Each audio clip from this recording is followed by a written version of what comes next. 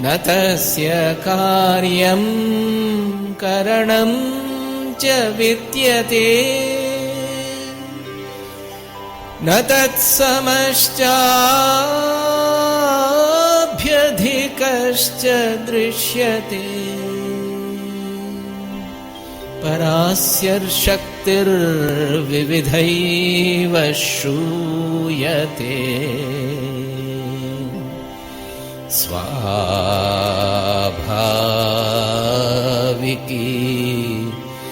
ज्ञानबलक्रिया च.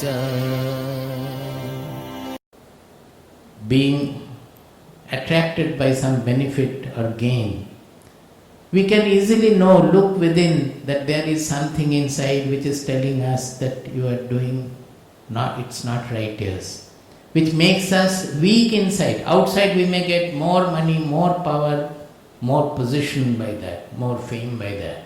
But inside we become weak because the innermost being knows that I am doing it in the wrong manner. So nobody can say that I don't know what is right and what is wrong. We are not able to follow the right course because we are under the slavery of the objective situations. We are under the slavery of money, slavery of appreciation, fame, slavery of this and that from the society, gains from the society. Under the slavery, we don't appreciate our own real identity. That is the sad part of it. So unless the youth is empowered with this knowledge, the society is not going to improve. What can we do? We are going from place to place, trying to put forward which will be attractive to them. At least they will not be fearful of the real truth. They will be able to understand. But we have failed in our job. If we give some simple things, they may get attracted, but we are not people who will give just some so-called the social devotion or anything which anybody will understand. But that does not help the society to improve. If it had helped, the society would have improved long back, because we don't lack those things. In our center in Delhi, very few people come to listen to the talks, because they say your talks are all on PhD level. Even if you hold Hindi talks, people do not come. They say, if you do the Bhagavati Jagaran, I will bring 2,000 people listening to it. Bhagavati Jagaran means some bhajan and all, which will be easy for people to hear. But that will not make our character. Bhajans are going on all over the country for hundreds and hundreds of years. Vivekananda said that Chaitanya Mahaprabhu was a great Advaita philosopher. He was a great saint, the most erudite pandit of his time. But in his propagation he had made a great mistake, that he had propagated everything with the Nama Sankirtana, but he did not speak about the scriptures. Unless people are given the scriptural knowledge, the real power will not be there. The power will be lost. We are moving from place to place to give the real meaning of the scriptures, to brush away all the misunderstandings people have. But who is there to listen? If they are not there, what can we do? If the youth is not there to listen, who is going to be corrected? It is the bounden duty of the parents at least. I am not telling them that they should bring their children, but they should learn and approach their children through knowledge, through the righteous knowledge, through the true knowledge which is there enshrined in our scriptures. It is not at all difficult. We don't have the will to do. If we have the will to do, we will be the most fulfilled persons. Everybody will become fulfilled in their life, and they will have the greatest contribution to the society, to their own family, to their future generations. Whatever treasure, property is acquired by a generation, it has to be preserved generation after generation. It cannot be preserved. Generally our saying is such that the one person who becomes rich, his son becomes a spoiled child and the next generation becomes poor. To preserve the wealth, we have to know how to preserve wealth, how to spend the wealth properly, how to honor the wealth, give its proper place in society. Otherwise the wealth will not remain with us. That is why in our devotional picture we put Lakshmi along with Vishnu. Unless we are fond of Vishnu, the Lakshmi will not be with us. If we keep Vishnu in our heart, then Lakshmi will be always around us. Vishnu means Vyapnoti iti Vishnu. Vishnu is not four-handed image. That is given for simplicity.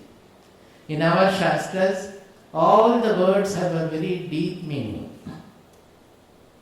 Vishnu we say and we have given a picture. So everybody, because it is easier for people to think of some power also as a human being. Maybe with superpower, having 4 hands instead of 2 hands. Or having some weapon we do not have. By that we will be attracted that he can do everything. But they have given the name in such a manner that the truth is not lost. Vishnu means Vyapnoti iti Vishnu. That means which is all pervading. Vishnu is there everywhere. What is all pervading? It is only the consciousness, the Atma, which is all pervading. So unless we are anchored in that Atma, which is the universal, all-pervading soul, even Lakshmi Devi will not be with us forever. Okay, we will try to understand the 3 keys. Let us see. Swarajya Samrajya Vibhutiresha Bhavat Kripa Shri Mahima Prasadat Prapta Maya Shri Gurave Mahatmani Namo Namastestu Punarnamostu Namo Namastestu Punarnamostu Namo Namastestu Punarnamostu Namastasmai Sadaikasmai Kasmai Chinmahase Namaha Yadetat Vishwarupena Rajate Guru Rajate Yadetat Vishwarupena Rajate Guru Rajate. Because whatever we get, wherever we are in life, whatever we have gained in life, it is only because of the teacher. So we don't start anything without expressing our gratitude to our Guru, the teacher. In all spiritual people, you will find it is this. In our scriptures also, constantly it is spoken about. Because it is, the spiritual knowledge is a living knowledge. It is not a knowledge like IT or physics, chemistry, mathematics, which we can get from the book, which we can get from listening to the classes alone.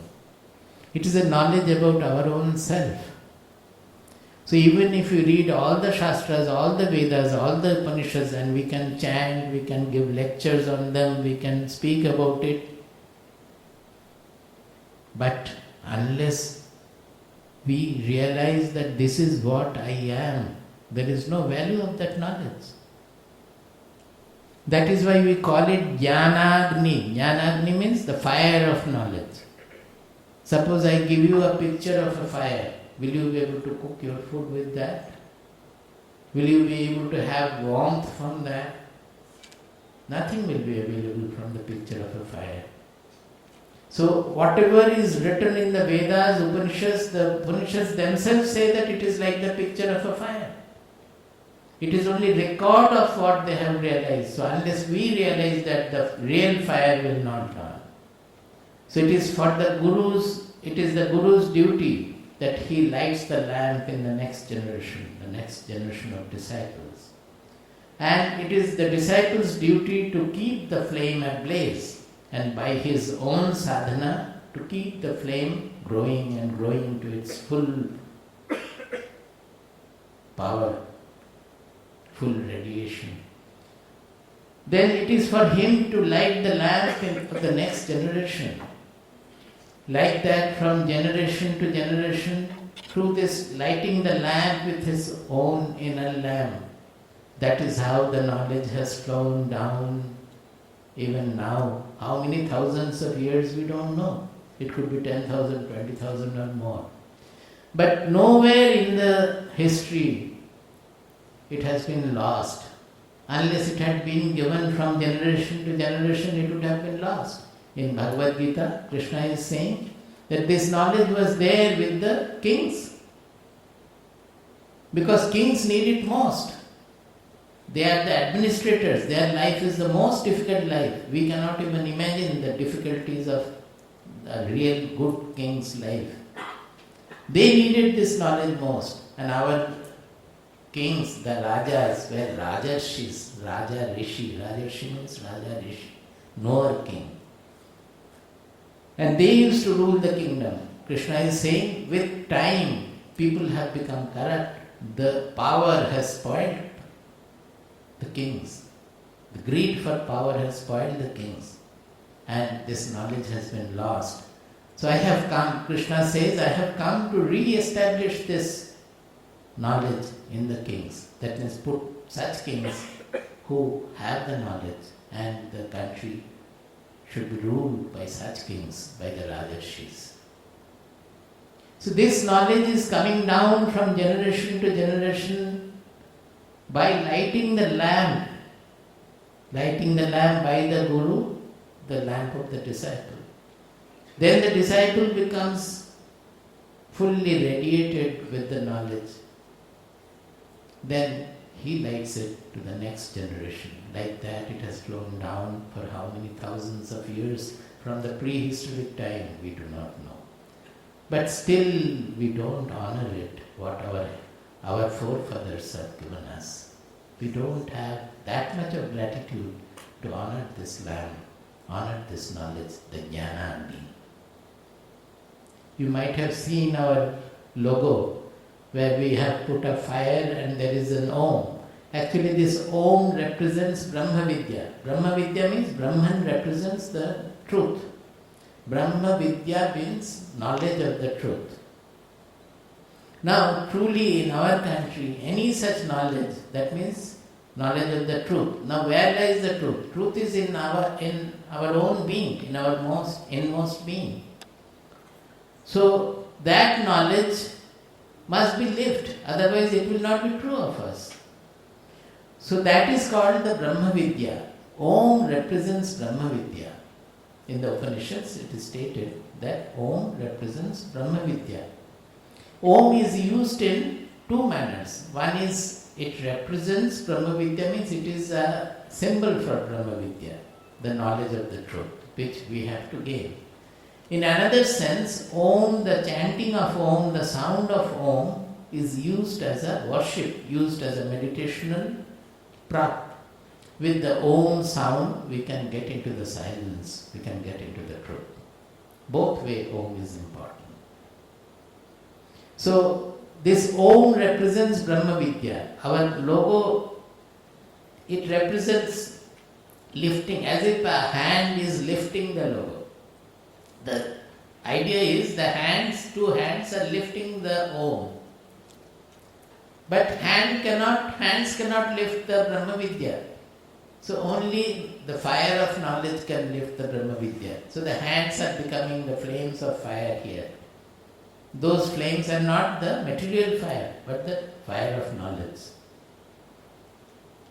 And below that is written, Brahmavid apnoti param. One who attains the knowledge of Brahman, he attains the ultimate. There is nothing more to be done in life.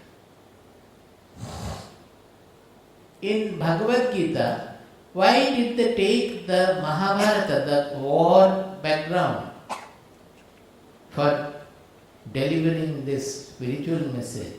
It is extremely important. We should think about it. Normally the Upanishadic knowledge, suppose in Kathopanishad, there the Yamaraja, Nachiketa, a small boy goes to Yamaraja and Yamaraja is instructing Nachiketa. So the instruction is taking place in Yamaraja's palace. It's in a peaceful situation. In Mundakopanishad, it is a mature, fulfilled householder finally goes to Angiras because he is fulfilled in his household life. So he wants to know, Kasminnu Bhagavo Vidyate Sarvamidam Vidyatam Bhavati iti. By knowing which I will not have any further inquiry. So he wants to know the truth. And he has got everything, so he doesn't have any more desire. There is nothing to distract him. So he goes to Angiras and asks, by knowing what, I will know everything. And Angiras gives him the sermon, sitting in the hermitage, in the forest hermitage, in a peaceful circumstance. In Bhagavatam, Srimad Bhagavatam, it is on the bank of Bhagirathi that Parikshit, who knows that he is going to leave his body in 7 days, only 7 days of life are left. Shukadeva, the one of the purest person, is giving him the message. And Parikshit is sitting in front of him. And all around other rishis and other people are sitting. It's an absolutely peaceful situation. In Yoga Vasishtha Ramayana, Vasishtha Deva, the family priest of the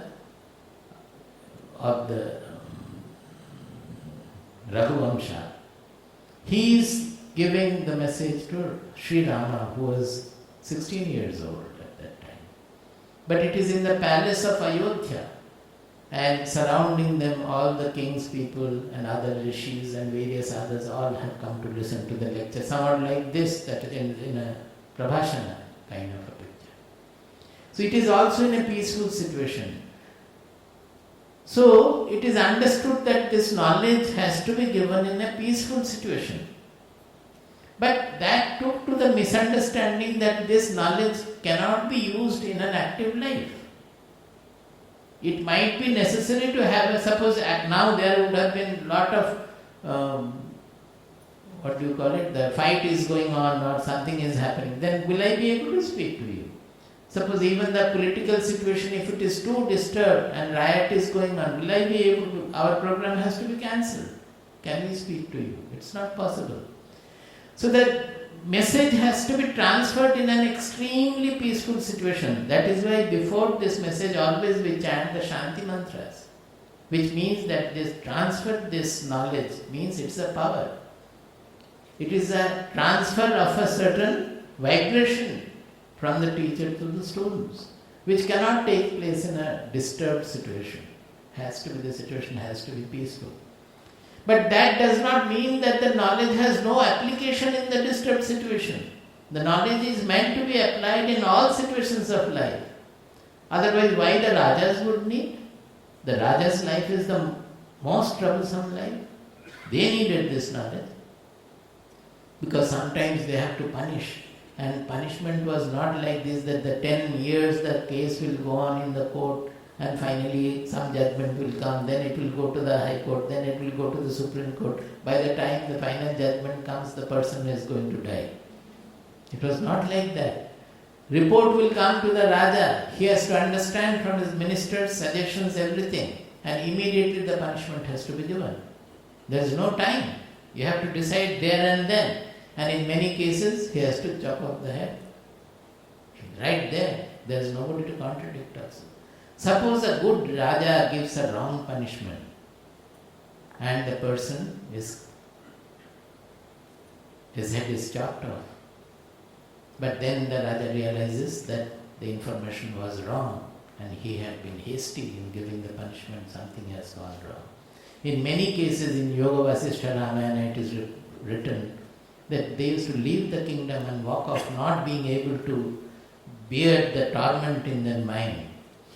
Even if it is a right punishment, when the wife and the children come and say that Raja, what shall I do now? What will the Raja do?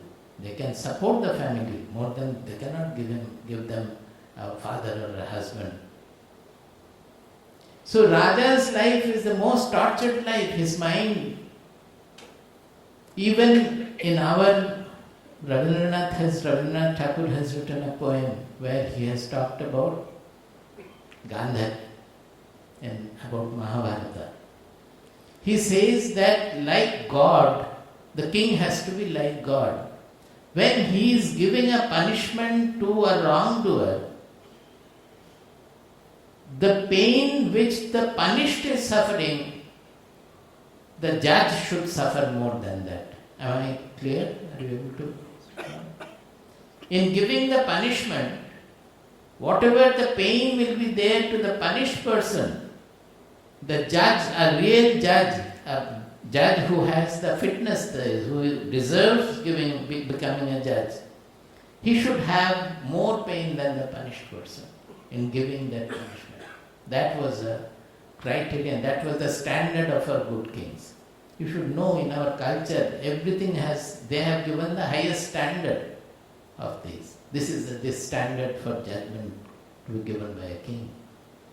So in such a life, this knowledge was necessary, otherwise he will not be able to give the ruling, he will not be able to rule the kingdom. He has to punish people, otherwise the wrong people will be sitting over the shoulder of the good people. Good people will not be able to live there properly. So he has to punish the bad people. He has to reward the good people. But both are not always very peaceful, very much fulfilling for the king. So they needed the knowledge. Like that, this Bhagavad Gita, to emphasize that necessity of the knowledge in active life, in administrative life, in any life of action, the necessity of the knowledge, to emphasize that, the whole Bhagavad Gita is given in the background of war. It is a fact, it is a history, but in presenting any scripture, this background is very important, because that puts up that in what condition it can be given. So Bhagavad Gita is the perhaps only message given in the background of war, and that too a war like Mahabharata war, where all the kings and administrators, they are all right there to kill each other.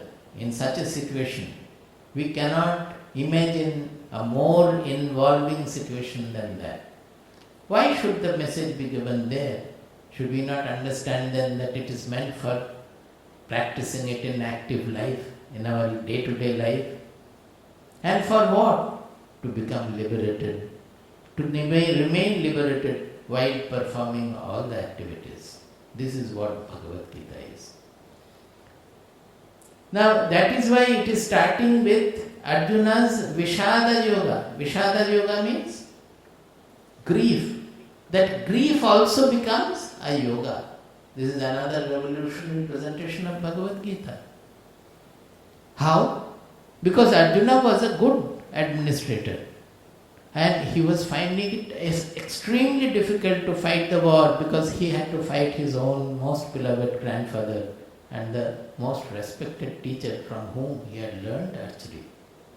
So he is thinking that it is absolutely sinful for me to fight. But a Kshatriya's duty is to establish righteous rule. So Krishna cannot allow Arjuna to go away not fighting the war. He has to make him fight. He has chosen him as his instrument. And although Arjuna did not understand, he had the delusion. Krishna was free of all delusions. Krishna was a knower. We always make Krishna a god and keep him in the temple. But Mahabharata Krishna is not God. He is a knower. He is a knower teacher, who every moment he says that, come to me, surrender to me. We think that surrendering to God. It's not that. He is saying, wherever he is saying me, it is not the human being Krishna meaning his body-mind identity. He is meaning his real identity. Real identity means that is universal. So wherever Krishna has said me, he has uttered me in Bhagavad Gita, it means a person who by me is referring to his real identity, which is universal, which is true of everybody. In our real identity, we are also universal. So when Krishna is referring to me, he is identifying with that universal identity, the universal consciousness, the universal Atma, the Brahman. Such was Krishna, a knower personality. And he is trying to lift Arjuna from his grief by giving him the sermon of spirituality, the message of spirituality. But it needed a condition. Initially, Arjuna was absolutely weak and Gandiva was falling from his hand, he was shivering, he was sweating, and he was speaking all big words. The whole first chapter, if you are careful, you will find that it is not Krishna speaking to Arjuna, but Arjuna giving message to Krishna. And what message? About dharma, adharma, etc. It is Arjuna telling Krishna that what we, means including Krishna, what we are going to do is adharma, it is not dharma. And what will happen to the society, what will happen if you do this adharmic war, if you fight, then this will happen, that will happen. So Shankaracharya has not commented on the first chapter at all, saying that it is Arjuna's pralapa. Pralapa means delusory words.